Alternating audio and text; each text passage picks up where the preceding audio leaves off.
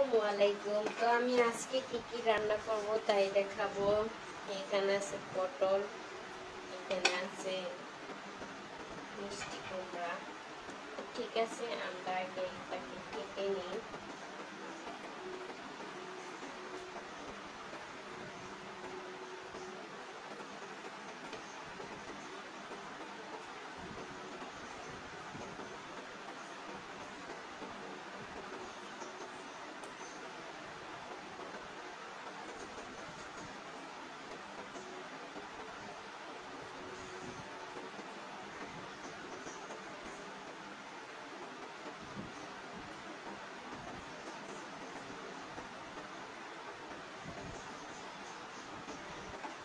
তো আমি এটাকে রুই মাছ দিয়ে রান্না করব।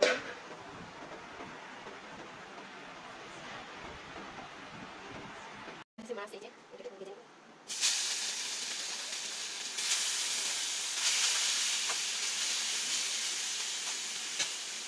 ঠিক আছে, মাছটা হোক।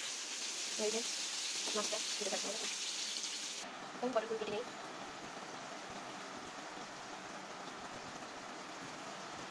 পটল দিয়ে রুই মাছ দিয়ে রান্না করব। আপনার পটল দিয়ে রুই মাছ দিয়ে খান কিনা জানাবেন।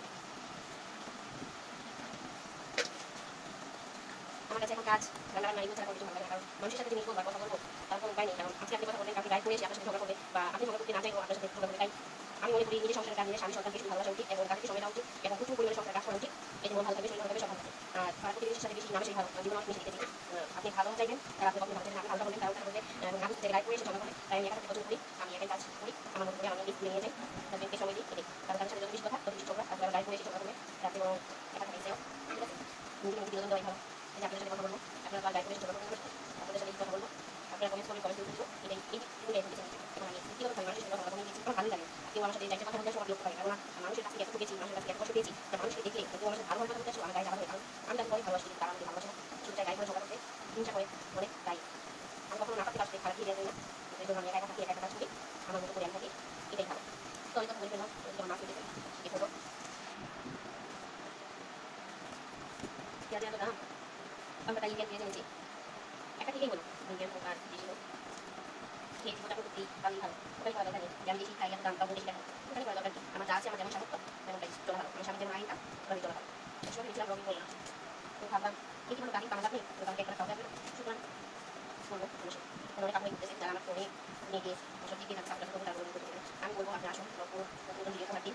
এটা আপনাদের মনটা ভালো লাগে, আপনাদের সাথে কথা বলতে মনটা এমনি ভালো লাগে। আমি দেখেছি যেমন আমি খেলাম কোনটা, আমি মেয়ে খেয়েছি, তাদের ছিল যে ওটা কিন্তু জানি তুমি ফিসে গেছো সাফা, আমার মেয়ে নাম সাফা, তো আমার ছোটো করিনি, তো ওই সাফার নাম দিয়ে আমি ব্লগটা নিয়ে পেয়েছি।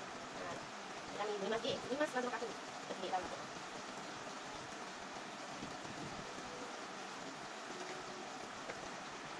তো আমি একে তরকারি কেটে নিচ্ছি, পেঁয়াজটা কেটে নিয়েছি, ডাল দিয়ে দেবো।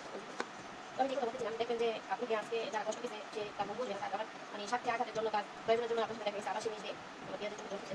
তো আবার নিজে আবার আসবেন, আপনি যে দুঃখ পেয়েছেন, কষ্ট পেয়েছেন, সেটা কিন্তু কোনো দাম তারা দিবেন না। আপনি যে কষ্ট পাইছেন সেটা সরিয়ে বলবে না, আর সেটা অনুভব করবে না, সেই ব্যক্তি আপনার সাথে কেন কথা বলবে না বা কিছু বলবে না।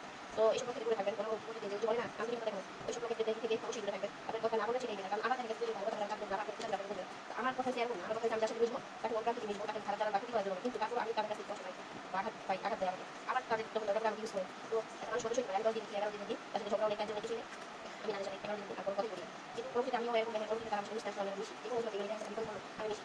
কিন্তু এটাই আমি আসলে পারি না, আমি তাদের মিশি। আপনারা আমার ব্লগ দেখে বুঝতে পারবেন, আপনাদের সাথে সবকিছু শেয়ার করবো, এক সময় বুঝতে পারবেন যে আমি আসলে কি করতেছি বা কেমন আমি কেন আসলে কেমন করি, যেটা আমি ব্লগিং করি অনেক সময় কষ্ট আত্মীয় কষ্ট দিতে পারে না, কারণ আমি কষ্ট করতে আপনাদের সাথে শেয়ার করি।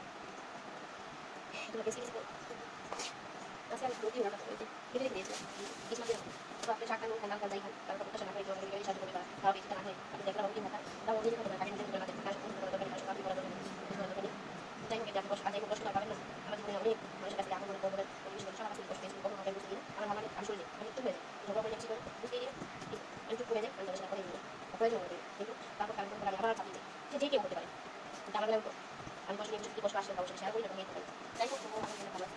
এখানে আমার বেশি বেড়া নিয়েছিলাম বুঝছেন, কিন্তু থাকে না যখন কত মজা লাগে, অনেক ভালো লাগে। আর কি জিনিস জানো জানি কিন্তু আমি তো পেয়ারা জিনিস পেয়ারা